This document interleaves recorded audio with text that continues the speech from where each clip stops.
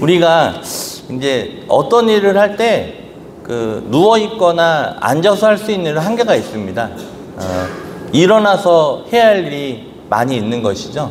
오늘 인사를 좀 특별하게 할까요? 일어나셔가지고 찬양대가 일어나고 하니까 한 칸, 두 칸 뒤에 있는 분하고 인사하겠습니다. 주의 이름으로 사랑합니다. 우리 일어나셔서 옆에 분만 하지 마시고 앞뒤 분, 옆에 분도 인사하시면서 주의 이름으로 사랑합니다. 우리 같이 인사하겠습니다. 네, 순종해 주셔서 감사합니다.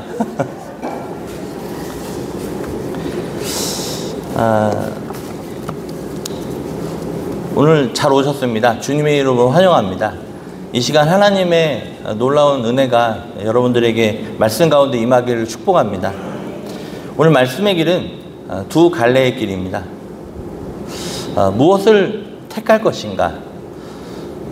저도 지금 이제 50이 넘어가면서 이제 쭉 지나온 생활을 이렇게 보게 되니까 저에게 하나님께서 역사하신 거는 어떤 기도 제목이 있고 정해야 될 상황이 있을 때 하나님 앞에 뭐 금식하며 기도하고 철야로 기도하고 새벽에 기도하고 기도했을 때 하나님이 이 갈래길이 있는데 신기해요.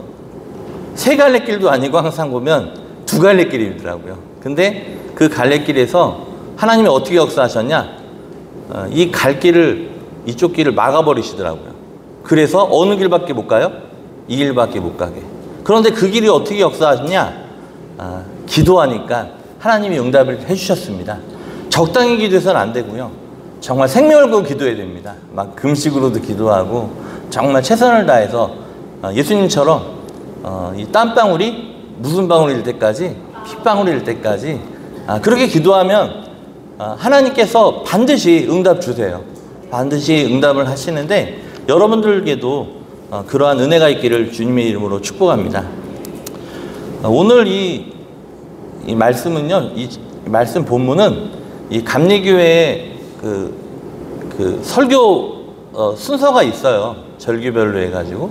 그래서 구약에 하나, 구약에 둘, 신약에 둘 이렇게 정해서 주는 본문이 있는데 그 본문 중에 하나를 선택을 한 겁니다. 시편 1편 말씀인데 여러분들이 잘 아시죠? 시편 전체의 주제는 하나님께 대한 찬양과 경배입니다. 시편 전체 150편의 주제는 찬양과 경배. 누구에게 대한? 하나님께 대한. 시편 1편은 시편 전체의 서론에 해당하는 말씀입니다. 복 있는 사람으로 시작을 하게 되는데요. 행복한 사람은 어떤 사람이며 그 삶의 특징은 무엇인지 오늘 보게 될 텐데 하나님은 저와 여러분을 사랑하십니다. 그리고 저와 여러분들이 행복하길 원하시죠. 왜 그러죠? 우리가 주님의 자녀이기 때문에 그렇죠. 자녀 있으신 분 알잖아요. 어떤 상황에서도 자녀가 잘 되기를 원하죠. 비록 나이 뜻과는 다르지만 이 자녀가 잘 되길 원하는 그 부모의 마음. 하나님도 지금 이 시간 저와 여러분들에게 그런 마음을 가지고 계실 것입니다. 행복하길 원하신 거죠. 시편은 어떤 사람이 복 있는 사람인지를 말하며 시작합니다. 복 있는 인생의 출발은 따라합니다. 만남에 있습니다. 네. 복 있는 인생의 출발은 만남에 있어요. 부모의 만남, 그리고 스승과 제자의 만남, 또 친구의 만남, 뭐 직장 동료의 만남도 있고요. 제일 중요한 만남은 누구의 만남일까요? 하나님과의 만남이시죠. 오늘 본문 1절에서 보면은 이 의인을 얘기하는데 악인, 죄인, 오만한 자들의 말을 따르지 말고 또 그들과 같은 길에 서지 않으며 함께 앉지도 않습니다. 잘못된 만남을 피하는 것만으로도 우리는 복된 사람이 될 수 있습니다. 여러분들에게는 좋은 만남만 있기를 주님의 이름으로 축복합니다.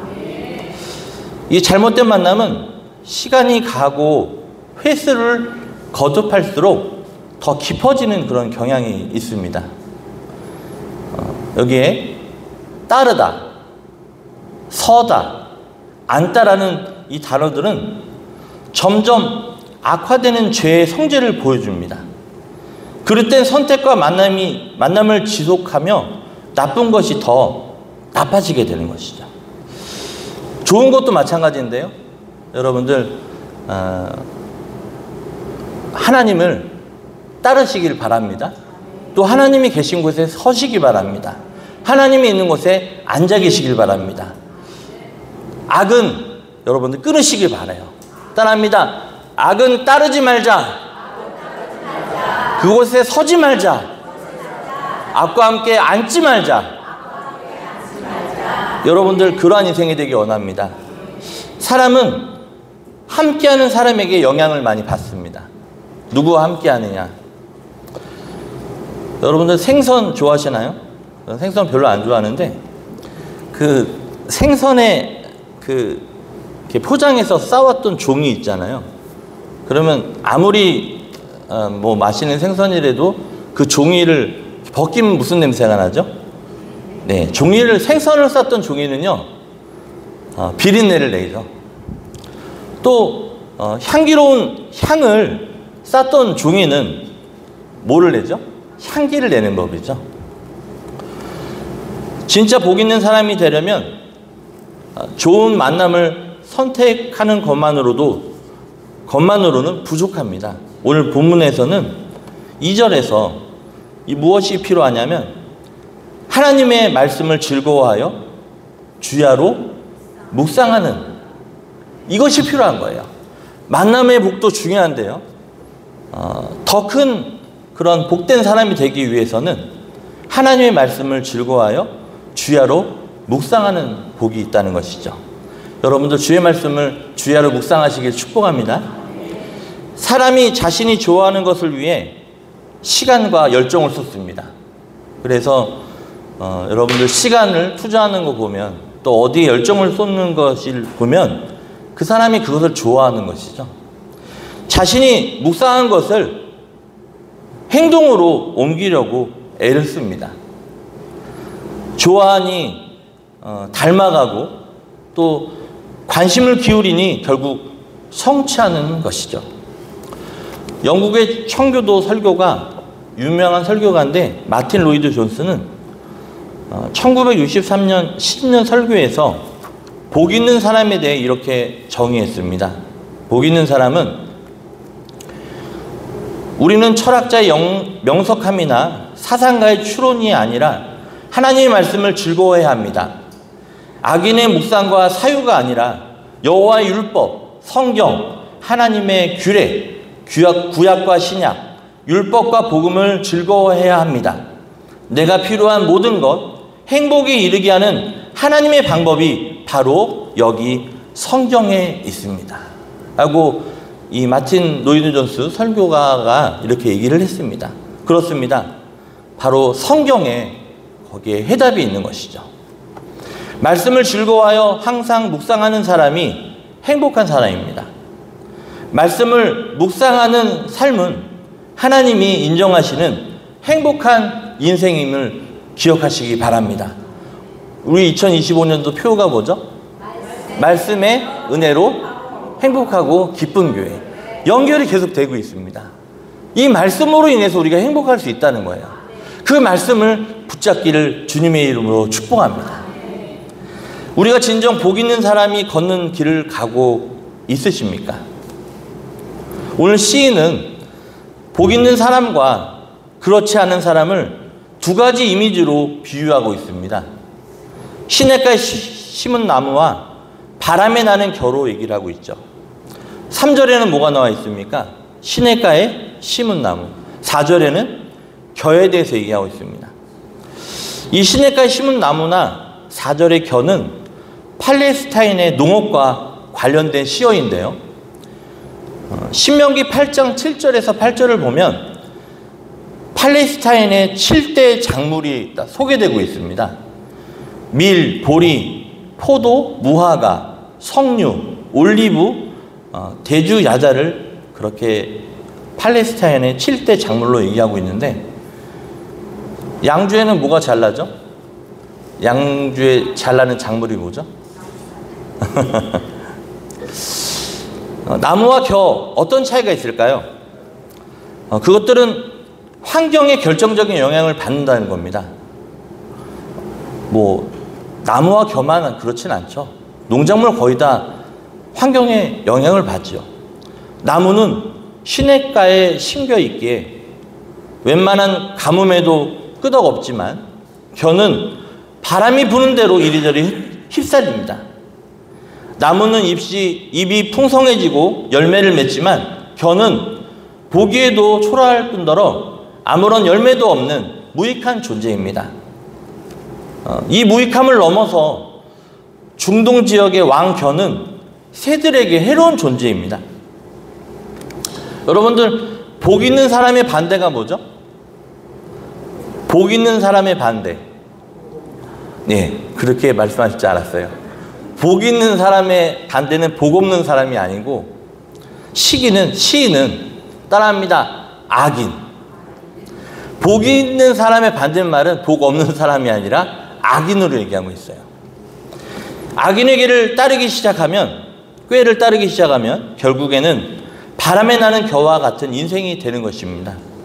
그런 사람은 무익하고 해로운 존재, 즉 악인이라는 호칭으로 불리게 되는 것이죠. 악인의 결말은 어떠합니까? 5절에 나와 있죠. 성경에서는 악인들이 심판을 견딜 수 없다고 전합니다.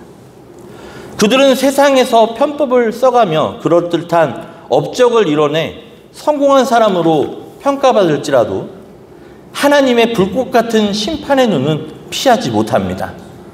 어떤 모임에든지 참석하는 것이 자유로웠을 그들이 의인의 모임에는 들어가지 못한다고 오늘 말씀하고 있어요.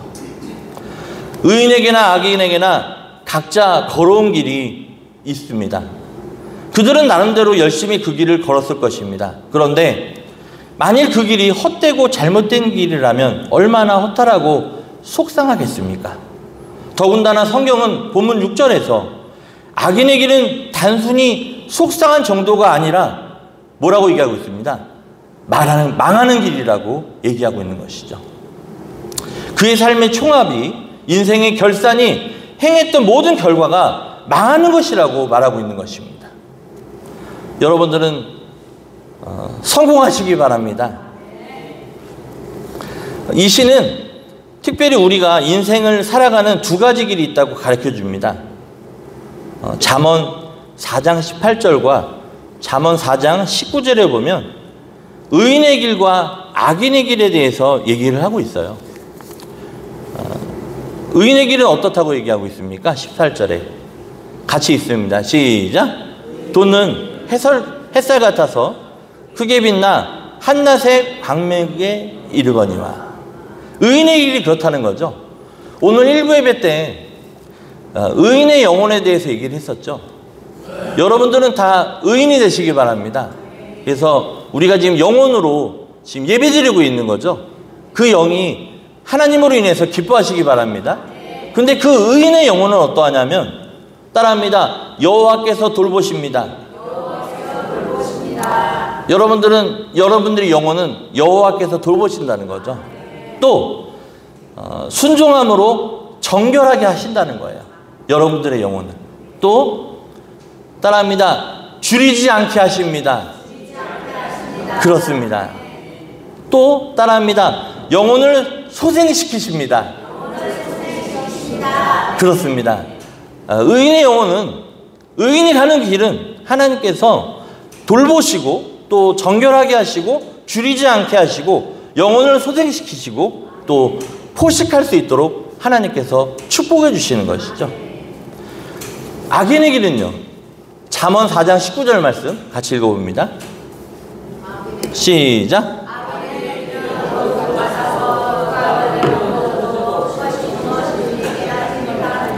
네, 그렇습니다. 이 악인의 길을 이렇게 설명하고 있죠. 이 악인의 영혼은요, 로마서 2장 9절에 보면 환난과 고통이 있다고 얘기해요. 또 잠언 21장 10절에 보면 악을 행합니다. 또 잠언 13장 4절에 보면 원하는 것을 얻지 못해요. 또 누가복음 12장 19절 20절에 보면 욕심대로 행하게 되는 것이죠. 결국 그들의 영혼은 오늘 잠언 4장 19절 말씀처럼 어둠 같아서 그가 걸려 넘어져도 그것이 무엇인지 깨닫지 못하는 그런 길을 간다는 것이죠. 네, 우리는 인생의 길을 어떤 인생의 길을 가느냐에 따라 전혀 다른 삶의 결과들을 얻게 된다는 것입니다. 시편 1편은 성도가 걸어야 할 의인의 길이라는 주제를 다루고 있는데요. 본문에서 의인의 길은 악인의 길과 분명하게 대조되는 모습과 결과를 보여주고 있습니다. 오늘 우리 성도님들 모이셨는데 우리가 걸어가야 할 의인의 길이 두 가지가 있는데 오늘 본문에서 얘기하는 것, 그 두 가지를 꼭 지키시길 바랍니다.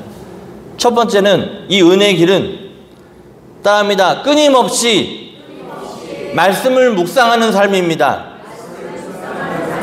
네, 시편 1편에서 의인의 길의 두 가지가 얘기하고 있는데 첫 번째는 말씀을 묵상하는 일이죠. 어떻게 묵상하래요? 2절에 보니까 하나님의 말씀을 주야로 묵상하는 겁니다. 주야로 묵상하는 은혜가 있기를 원합니다. 아멘 하셨어요? 의인의 길에 있는 사람들은 말씀을 읊조리며 깊이 묵상합니다. 그들은 여호와의 율법, 즉 하나님의 말씀을 기쁨으로 삼습니다. 그래서 설교 준비하면서도 또 말씀을 읽어가면요, 하나님께서 네 영을 막 만져주시고 막 아까 말씀드린 것처럼 막 새롭게 하시고 기쁨을 주시고 거듭나게 하시고 깨끗하게 하시고 그 하나님의 은혜가 막 쏟아집니다. 의인의 길은 악인의 길과 대조된다고 말씀드렸는데요. 이 악인은 자신의 생각과 관계를 따라 삽니다. 본인의 생각대로 사는 거죠. 또 관계를 따라 사는 거죠.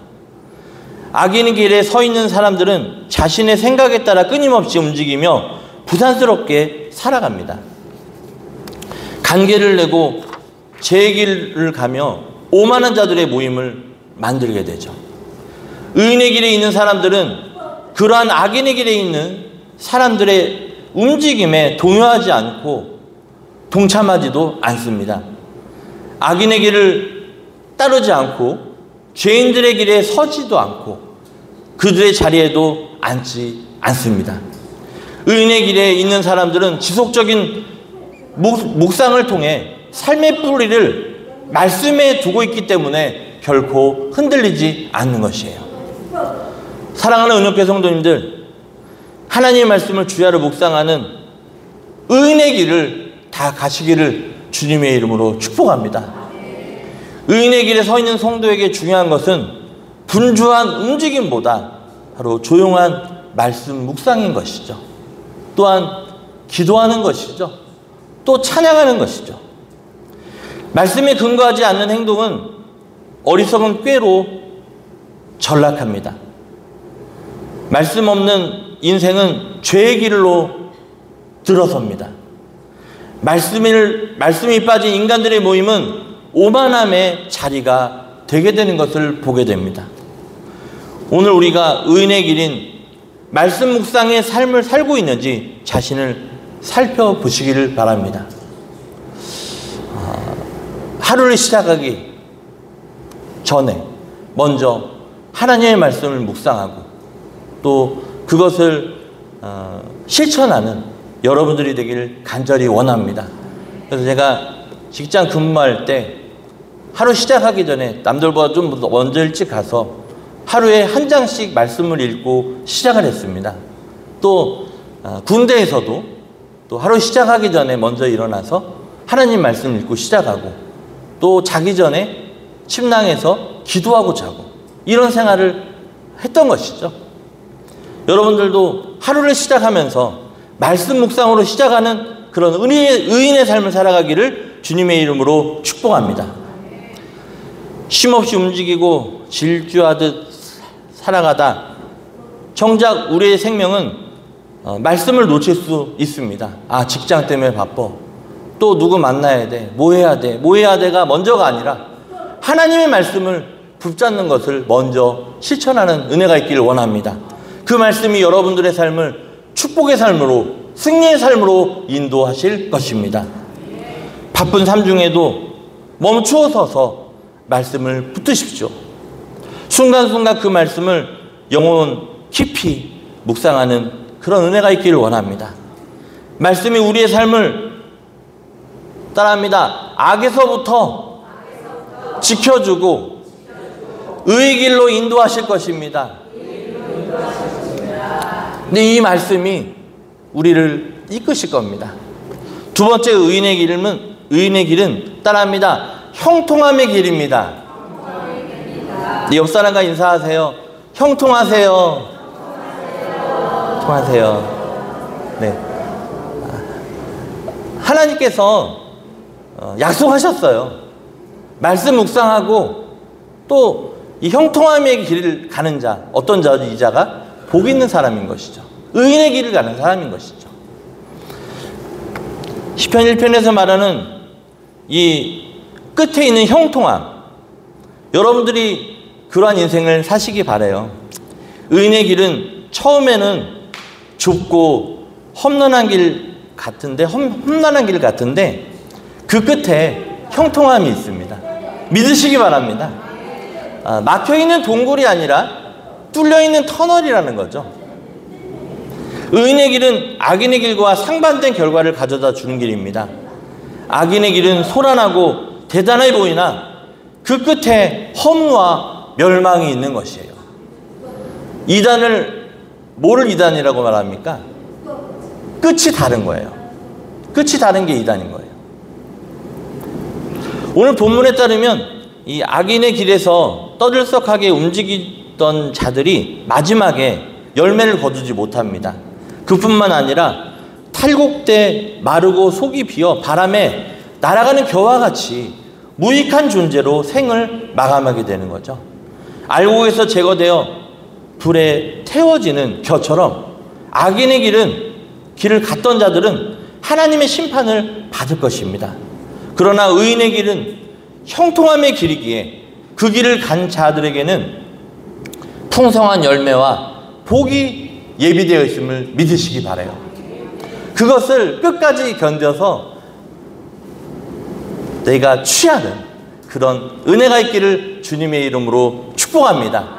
갈렙이 여호수아가 가나안 땅에 들어가서 31명의 왕을 물리치고 거기에서 이 산지를 내가 취했습니다 하면서 하나님 앞에 지금까지 인도해 주셔서 감사합니다, 승리케 하시니 감사합니다 고백했던 것처럼 여러분들 인생 끝에는 나 정말 하나님 앞에 부끄러움 없이 살았어, 자녀들에게 후손들에게 예수님 잘 믿어 천국에서 만나자 하면서 정말 그렇게 고백하는 믿음의 승리자들이 다 되시기를 주님의 이름으로 축복합니다. 의인의 길은 형통함의 길이기에 그 길을 간 자들에게는 풍성한 열매와 복이 주어진 거죠. 의인의 길이 주는 형통함은 시냇가에 심겨진 나무처럼 어떻게 된다고 합니까? 잎사귀가 마르지 않고 철을 따라 열매를 맺는 것에 비유되었습니다. 여러분들 가는 인생길에 의인의 길이 되셔서 여러분들 가는 길에 풍성한 그런 잎사귀가 맺어지고 또 거기에 철을 따라 열매를 맺는 그런 인생이 되기를 주님의 이름으로 축복합니다. 우리는 인생의 길을 선택할 때 그 길의 끝에 무엇이 있는지를 숙고해야 해요. 내가 지금 이걸 선택하면 이 끝에 무엇이 있을까? 악인의 길은요, 넓고 화려해도 그 끝에는 실패와 심판이 있습니다. 의인의 길은 쉽지 않고 멀게만 보여도 그 끝에 하나님이 약속하신 형통함이 있다는 것이에요. 저를 따라합니다. 형통함을 믿고 끝까지 참어 승리하자. 네, 그러한 고백이 있길 원합니다. 지금 비록 좁은 길을 가는 것 같지만 힘들지만 주님이 함께 계시기에 나는 끝에 형통함이 있을 것이야. 이 믿음으로 사는 여러분들이 되길 원합니다. 하나님의 말씀을 묵상하는 것을 삶의 원동력으로 삼는 의인의 길을 걸어가야 합니다. 그래서 세상의 어떤 풍조에도 흔들리지 않는 그런 믿음의 신앙인들이 다 되시기를 주님의 이름으로 축복합니다. 옆 사람과 인사하겠습니다. 어떤 풍조에도 흔들리지 마세요. 네. 다시 말씀드리지만 의인의 길은 쉽지 않은 길이지만 그 끝에 약속된 하나님의 형통함이 있음을 믿으시기 바랍니다. 의인의 길을 걸어갈 때 우리의 삶은 시냇가에 심긴 나무처럼 번성할 것입니다. 그리고 마른 광야와 같은 인생 속에서도 영적인 생명력을 유지할 것입니다. 손 들고 따라합니다. 나는 영적인 생명력을, 열정을 가지시기 바라요. 의인의 길은 하나님께 인정받는 길이라고 전합니다. 범사에 하나님을 인정하면 그의 길을 지도하시리라. 여러분들 하나님을 인정하시기 바라요. 의인의 길은 때로 너무나도 길고 외로운 여정일 것입니다. 고달프고 힘들어서 포기할까 싶은 생각도 자주 드는 그런 길일 것입니다. 하지만 복 있는 사람으로 의로운 인생으로 평생을 살아가면 결국에는 하나님께 인정받는 아름다운 인생이 될 것입니다. 마태복음 25장 21절 말씀처럼 저를 따라합니다. 잘하였도다. 착하고 충성된 종아. 주님의 그런 축복이 다 그렇게 인정받는 착하고 충성된 종이 다 되시기를 주님의 이름으로 축복합니다. 그래서 생명의 간을 얻는 인생이 되기를 원합니다. 이렇게 하나님께 인정받고 칭찬받는 복된 인생을 살아가는 것이 성도의 마땅한 소망이어야 됩니다. 우리 은옥교회 성도님들 의인의 길로 나아가는 아름다운 삶을 다 살아가시기를 주님의 이름으로 축복합니다.